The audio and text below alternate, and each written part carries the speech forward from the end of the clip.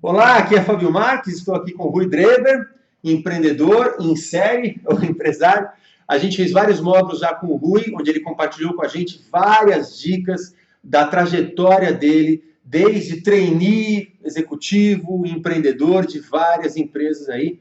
Por exemplo, empresas como a Smart Electronics, que ele começou, assumiu uma empresa que já existia, transformou a empresa, uma empresa diferente, aproveitou por 10 anos uma tendência de mercado, soube aproveitar, e vocês podem ver nos outros vídeos para mais detalhes.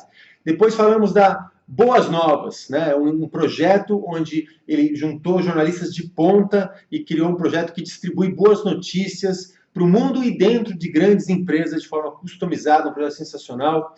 E depois a empresa Vale Presente, um outro projeto grandioso, você deve ter ouvido falar já, faz parte desse projeto os filhos do Carlos Wizard, o próprio Carlos Wizard, os filhos, é um projeto de já na casa de $1 bilhão ou reais? Reais, né? Então vamos chegar no $1 bilhão já, mas, ou seja, projetos vitoriosos, vários empreendimentos, esses e outros que a gente nem está mencionando aqui, que o Rui Dreber começou, ou porque teve a ideia, ou porque abraçou uma ideia, e tudo tem a ver com comunicação, como se comunicar com as pessoas, como perceber as pessoas e adaptar, né, a sua maneira de interagir com elas.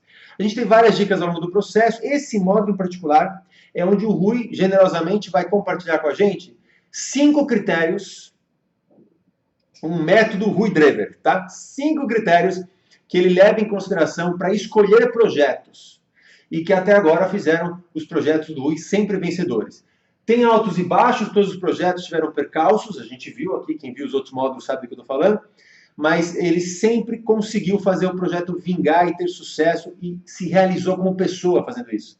Então, quais são os 5 critérios que fazem do Rui Dreber um empreendedor que não só tem sucesso financeiro, mas que realiza os seus sonhos e constrói relacionamentos valiosos ao longo do processo, ganha amigos, né, e constrói uma reputação de uma pessoa íntegra, honesta, sincera e que troca essa energia de forma generosa com a gente, como está fazendo aqui nessa estadia dele aqui pelo Brasil, veio de férias e generosamente reservou um dia inteiro, era para ser uma manhã, o dia inteiro para compartilhar com a gente tudo isso que ele vem aprendendo e vem ensinando por aí. Então, sem mais delongas, apresento aqui Rui Dreber e ele vai compartilhar com a gente os 5 critérios para empreendimentos bem-sucedidos. Obrigado, Fábio. Eu acho que a primeira coisa que me faz entrar no projeto, né, seja ele um projeto que eu concebi, ou que eu idealizei, ou que alguém trouxe para o meu conhecimento, é a paixão. Eu preciso me apaixonar pela ideia, né? Muitas vezes eu tenho ideias que me parecem interessantes, mas que eu não me apaixono por elas. Então eu acabo realmente levando à frente alguma que eu realmente estou apaixonado. E assim como algum projeto que alguém me traga. O que é a paixão para mim?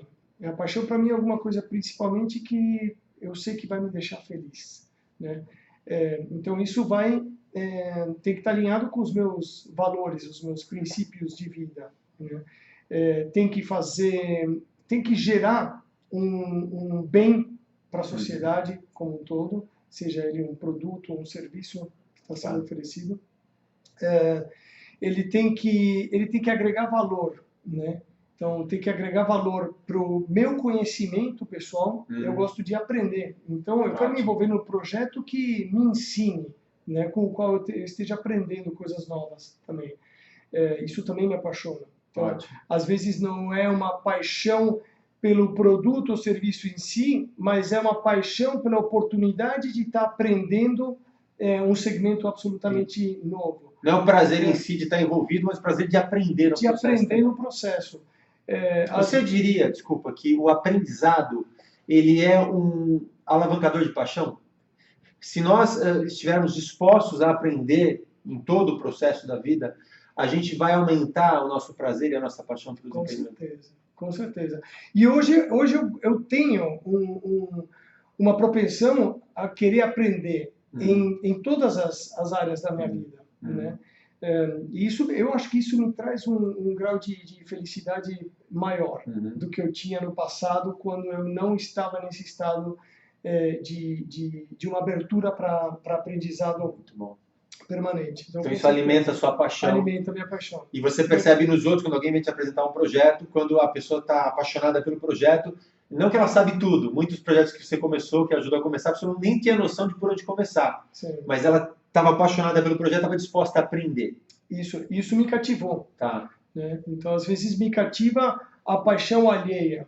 Né? Principalmente pode ser um assunto que em si não me geraria uma paixão, mas a forma como a pessoa transmite ele é apaixonante. Entendi. E aí me abre a curiosidade, me desperta a curiosidade, me desperta o interesse. Muito Né? bom. Foi o que aconteceu no caso da Vale Presente. O assunto em si não é um assunto que me interessa muito. Cartão pré-pago, né?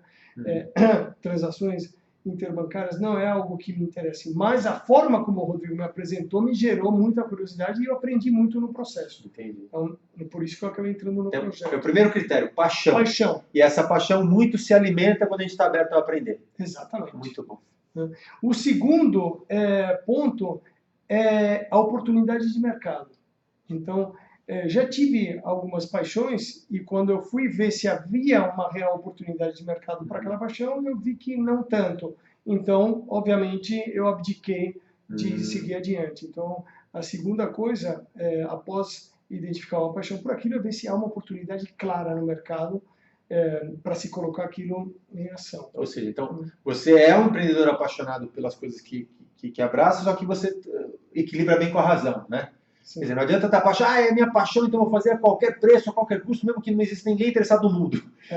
Não é assim também. Não. Então tem essa análise que vem logo depois. A paixão é tipo um pré-requisito. A paixão é o start. É o start, é o catalisador. Né? Ótimo. Aí você vai lá, bom, ok, sou apaixonado por 5 ideias. Aí você faz uma pesquisa de mercado e vê se tem uma oportunidade real. Sim. Então você vai fazer a sua lição de casa.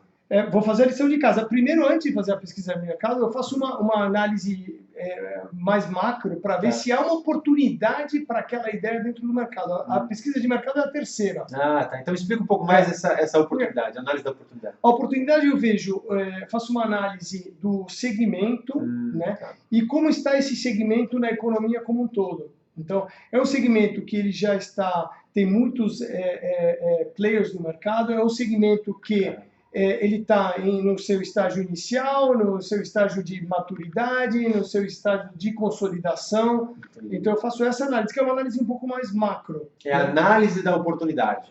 Exatamente. E aí onde se insere essa paixão dentro do mercado e como é que está aquele mercado como um todo. E você não tem apego. Se você perceber que não tem oportunidade, você deixa de lado. Não, deixa de lado. Não é que você talvez enterre, mas você espera. Não, não enterro, porque eu nunca enterro nenhuma delas. Porque pode, num futuro próximo, ela pode vir a ser uma oportunidade, ou ela pode ser uma oportunidade dentro de alguma outra paixão que eu venha a ter, onde ela se encaixa. Entendi. Não sozinha, mas como parte de algum outro projeto. Perfeito. Então, elas ficam arquivadas. Ótimo. O terceiro aí vem a ser a pesquisa de mercado em si. Né? Estou apaixonado, existe uma oportunidade, vou pesquisar o mercado. Aí é um estudo mais aprofundado. Aí é mais aprofundado. Né? Quem são os principais concorrentes, qual é o tamanho do mercado, em que estágio ele está exatamente. Os números do mercado. Todos os números do mercado. Né? Quem são os consumidores daquele mercado, qual é o perfil, enfim, todo o sociodemográfico daquele segmento, é algo que eu vou aí me inteirar. Você faz sozinho isso ou depende do tamanho do projeto, você contrata gente? Mas... Não, já contratei pessoas. Às vezes eu faço sozinho, se é algo que está mais no momento mais incipiente, né? Ou se é uma ideia só minha, né? Aí eu vou amadurecer isso, mas tem um determinado momento que eu contrato pessoas para fazerem a pesquisa. Né? Agora, você não precisa contratar logo de cara, você pode começar sozinho, porque muita gente fala, mas eu não tenho recurso para contratar ninguém. Não, em geral eu começo Você sempre começa sozinho, até esse estudo, porque hoje a internet ajuda demais para achar os números. Exatamente. Então, em geral eu faço ela sozinho. Se eu vejo que no estágio seguinte, né, de montar o projeto, que é o quarto, né, aí eu vejo, putz, é um produto que eu realmente estou apaixonado, existe uma oportunidade incrível de mercado, a pesquisa que eu fiz preliminar sozinho indica que realmente tem muito potencial, né? No seguinte passo, que é montar o projeto, talvez eu queira ter mais informação, porque o projeto demanda isso. Então, é tudo acumulativo, né? Você tem paixão? Mantenha a paixão. Aí vem junto, agora analisa a oportunidade. Continua sempre Ela analisando. continua, exatamente. Aí vai mais informação que é pesquisa de mercado. É. Vai lá, aprofunda, mas tudo vai juntando. Exatamente. Aí, E vai montando o projeto, e quando está na fase de montar projeto, muitas vezes a paixão, ela tem que continuar, obviamente, nessa fase. E é uma fase um pouco mais densa, é uma fase de muito número, é uma fase de muita análise, é uma fase de muita intelectualidade, muita racionalidade. Às vezes até cansa, né? Cansa. Exaustivo. Então, manter a paixão acesa é fundamental. Senão você desiste no meio de tanta coisa. Você pode desistir, você pode ficar desestimulado. Né? E eu vejo muita gente desistir nessa hora mesmo que você está falando. Na hora que começa a montar o projeto, você fala, nossa, tem tanta coisa. E aí faz o business plan, né? Fala, meu, mas não sabia que ia gastar tanto, não sabia que ia precisar de tanto. A pessoa desiste. Por quê? Porque não alimentou a paixão. A paixão é o driver, é o motivador. Por que eu estou fazendo? É sempre se perguntar por que eu estou fazendo isso. É a pergunta do porquê. Por que eu continuo fazendo isso? Por que eu quero eu estou investindo esse tempo para estudar e para montar esse projeto? Tem que ter um porquê forte. É por isso que você associou muito bem a paixão, tem a ver com seus princípios, seus valores, seu jeito de viver. Porque aí esse drive, esse porquê é importante para te manter em movimento, até naquelas noites mais chatas e enfadonhas, que os números são desfavoráveis e de repente você perdeu o relatório que você passou 6 horas criando, né, e você tem que recomeçar. Exatamente. Ou até quando de repente aparecem coisas, fatores externos que te dão uma derrubada. Né? Você fala, será que era isso mesmo? Será que a oportunidade é tão boa mesmo? Nossa, a pesquisa agora em mais detalhes está mostrando, putz, tem mais 3 concorrentes entrando. Nossa, tem uma empresa gigantesca que quando me chamou a atenção esse projeto, ela nem existia, ou ela não estava no radar dela. Agora ela está entrando nesse mercado, e ela é uma gigante do mercado. Eu não vou ter chance. Eu não vou ter chance. E aí eu começo... Então, nesse momento, a paixão pelo projeto faz toda a diferença. E manter ela tão forte quanto no início é fundamental. Né? E aí? O quinto, né, é a execução, que é colocar ação. Né? Em todo esse processo, você foi colocando ação, mas é uma ação muito dentro, né, para dentro. Então, introspectiva. De você captar dados e informações, enfim, fazer as pesquisas e tudo, mas está muito com você. A partir do momento que você define que você vai executar, que você vai para a ação, aí você está colocando o projeto para o mundo, para fora. Né? E é o momento mais tenso, né, desse processo todo, porque você vai encontrar, dentro de tudo que você planejou, você vai encontrar obstáculos que você não tinha previsto, dificuldades que você não imaginava que iam aparecer, burocracias que não tinham sido contempladas, atrasos que não tinham sido dimensionados, aumentos de orçamento que você também não tinha contemplado, intempéries socioeconômicas, políticas. Aquele cara que você tinha certeza que ia embarcar no projeto, ele fala não, exatamente, né? Então tem muitas variáveis, né, na hora que você vai colocar um projeto em execução que não eram imprevisíveis, né? E que fazem com que a materialização do projeto seja mais difícil, e sempre é, né? Já aprendi isso, então não me desmotiva mais saber que eu vou enfrentar obstáculos que eu não imaginava que existiam, né? E falando um pouco daquilo que a gente já comentou antes, eu acredito que sempre por detrás de todo obstáculo tem algum benefício, seja ele um benefício de aprendizado ou seja ele um benefício tangível. Muitas vezes você vê aquela parede na tua frente e fala, meu Deus, e agora? Né? E o que tem do outro lado? E se eu gastar todo esse tempo enfrentando para derrubar essa parede, será que do outro lado vai ter alguma coisa que vale a pena? Né? Na minha experiência, no meu entender, sempre vale. Por quê? Porque eu vou tirar, mesmo que não seja algo tangível, algo concreto, eu vou tirar um aprendizado daquilo. Então, o tempo que eu gastei... Tiveram projetos que eu fiquei 6 meses, né, com pessoas do meu lado, no fundo de private, fazendo estudos de lançamento internacional, né, de um determinado negócio, de uma determinada marca, e não deu em nada. Os caras pularam fora depois de 6 meses, ou eu não aceitei as condições que eles tinham colocado, que eles não tinham dito no começo do projeto que eles iam colocar, e na hora que a gente ia materializar a negociação, eles falaram, opa, mas tem isso, isso. Eu falei, mas vocês nunca falaram isso. Ah, mas tem. Eles deixaram para o final. Eles deixaram para o final. E acabou não acontecendo. Mas, obviamente, isso te gera uma certa frustração, gera uma certa irritação, mas se você está aberto a aprender, eu tive um aprendizado incrível desses 6 meses que eu fiquei... Não foi tempo jogado fora? Não, nunca. Se você está aberto a ter um aprendizado, nunca é tempo jogado fora. Exatamente. Por isso que eu acabo vendo sempre todo obstáculo com algum benefício por trás dele. E não como um obstáculo problema. Sim, é um problema para ser enfrentado, para ser solucionado, né? E o processo de enfrentar e de solucionar vai me trazer um aprendizado sempre.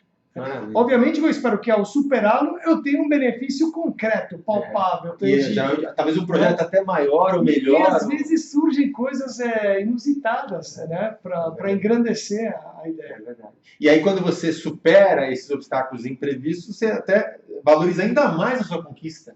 E todo mundo à sua volta também. Te fortalece. Te fortalece. E a gente falou, né, num dos módulos anteriores sobre a questão da humildade. Tem muitas vezes que esse processo ele serve simplesmente como lição de humildade, como lição de paciência, como lição... Então, no meu crescimento pessoal, né, eu falava, a minha paixão por aprender é por aprender sobre mim mesmo também. Muitas vezes ele serve para eu crescer como pessoa. Porque é natural, né? Você vai tendo um sucesso atrás do outro, que foi o seu caso, sucesso. Às vezes, sem você perceber, você começa a achar que você está sempre certo, ou que tudo que você vai fazer vai dar certo. E às vezes esse obstáculo vem para te falar, baixa a bola aí, você ainda está aprendendo. Eu também encaro como você. A gente tem que ter essa humildade de encarar o obstáculo como um aprendizado que a gente está precisando. Não é uma punição. Exatamente. É uma lição que a gente precisa aprender. Olha, então vamos resumir aqui para o pessoal. 5 critérios fundamentais para a gente ter sucesso nos nossos empreendimentos.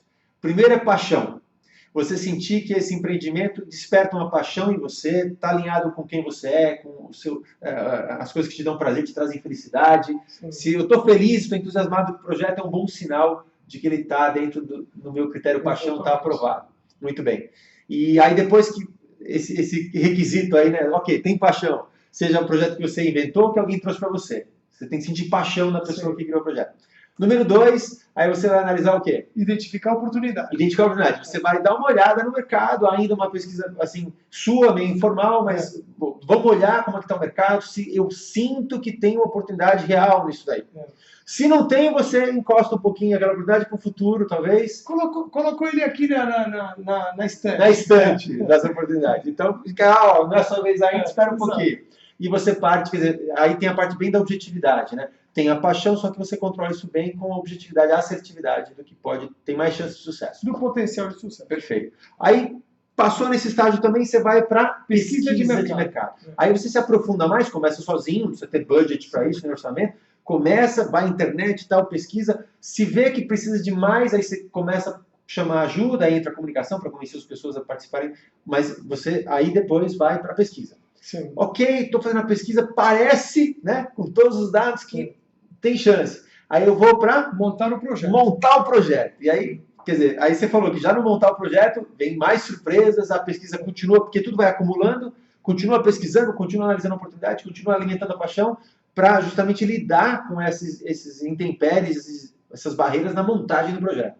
Exatamente. Montou o projeto mais lindo do mundo, fez um super business plan, ok, estratégia, vai para execução. Vai para execução. E aí você já aprendeu que na execução... Onde aparecem os maiores obstáculos. É onde a realidade se configura na frente dos seus olhos e você percebe, eu não posso desistir, esses obstáculos não podem me derrubar. E aí a paixão, ela é fundamental. Exatamente. De você continuar acreditando. Né? E às vezes aparecem obstáculos tão grandes que você fala, putz, então... Onde eu me meti? O que eu fui fazer? Na verdade estava tudo errado. Não estava tudo errado. É um grande obstáculo para ser superado. Você diria que um grande obstáculo é um presságio de algo maior ainda? Não diria que é um presságio para algo maior, mas que eu acredito 100% de que ele sempre traz um benefício, sem dúvida nenhuma. Por isso que hoje eu não tenho medo deles, eu quero enfrentá-los, porque algo vai ser descoberto. Claro. Você não deseja o obstáculo, mas se ele aparecer, você recebe bem. Eu recebo bem. Tem um benefício por trás. Exatamente. E aí, você falou, a paixão te move durante todo esse processo para você não desistir, porque acontece tanta coisa, e não é só com a gente, a família, os amigos, falei para você que não ia dar certo. Sempre tem um cara, eu falei que não ia dar certo, falei que você estava sonhando, estava viajando na maionese, né? Sempre tem um carinha achado. E aí, se você está apaixonado, te dá mais força ainda para você continuar acreditando. Até porque você não foi direto da paixão para execução. Você teve os outros 3 passos. Exatamente. Você identificou a oportunidade, ou seja, você trouxe racionalidade, depois você pesquisou, você trouxe evidência. Análise aprofundada. Exatamente. Depois você montou um projeto, ou seja, você tem toda a parte numérica, estatística, você colocou isso, você deu uma formatada naquilo todo. Ou seja, você não está vindo simplesmente da paixão para execução. Né? Então, se foi, no meu caso, eu vou entendendo que aquilo se mantém verdadeiro. Isso. Então, não é porque aparece um grande obstáculo, uma série de obstáculos na execução, que eu vou achar que aquilo tudo estava errado. Porque não estava, porque eu segui cada etapa. E aí a gente tem que chamar a atenção, porque a paixão sempre volta, né, para salvar, resgatar o herói que está tentando vencer os obstáculos. E a paixão que você enfatizou várias vezes, a paixão pelo aprendizado. Além da paixão por cada projeto em particular, né, a sua paixão constante, pelo que fica óbvio conversando com você, é a paixão por aprender. Então, na execução principalmente, quando as coisas dão errado, quando os imprevistos acontecem e você não planejou, por mais que você tenha feito as outras 4 etapas antes, vai acontecer alguma coisa, é a paixão por aprender que faz você manter essa fé de que por trás de cada obstáculo tem um benefício. Sim. Então, eu não vou encarar o obstáculo como uma coisa ruim, como uma punição, como um azar, não. Eu vou encarar como uma oportunidade de aprender alguma coisa. Exatamente. E você já teve projetos que naufragaram, só que mesmo assim você aprendeu e trouxe esse aprendizado para o próximo projeto. Exatamente. Então essa é a principal mensagem, acho que a fonte, né, acho que a fonte de todo empreendedor de sucesso é você ter a humildade para aprender. Ter humildade para aprender, com certeza, Fábio, e saber que os erros que você comete, porque obviamente a gente comete erros, né? Eles te servem como lição de aprendizado para fazer coisas. O próximo acerto. Fazer coisas novas e o próximo acerto, exato. Muito como bom. diz o Michael Jordan, né? Errei tanto que aprendi a vencer. Que aprendeu a vencer. Muito bem, com essa citação do grande atleta Michael Jordan, aqui parafraseado por Rui Drever, o grande empreendedor e atleta também, certo? Nas horas vagas, se é que tem horas vagas. Eu quero me despedir desse módulo, agradecendo a generosidade do Rui Drever de compartilhar com a gente os 5 critérios para escolher empreendimentos e manter e fazer vingar empreendimentos bem-sucedidos. Agora, a gente vai fazer um outro módulo, espero que você tenha a chance de ver também. É o último módulo aqui com o Rui Drever na sua passagem pelo Brasil, que é o módulo de as coisas que ele leva em consideração na hora de fazer apresentações. Um homem que já fez centenas e centenas de apresentações para investidores, para clientes, para potenciais clientes, para funcionários. Ele, logicamente, começou a perceber quais são os ingredientes que ele usa sempre na hora que está planejando e estruturando uma apresentação de sucesso para convencer as pessoas a acreditarem nas suas ideias, nos seus projetos. E o módulo que a gente vai fazer com ele em seguida é exatamente esse. Quais são os ingredientes que Rui Drever usa nas suas apresentações. Até já. Até já. Obrigado mais uma vez. Valeu.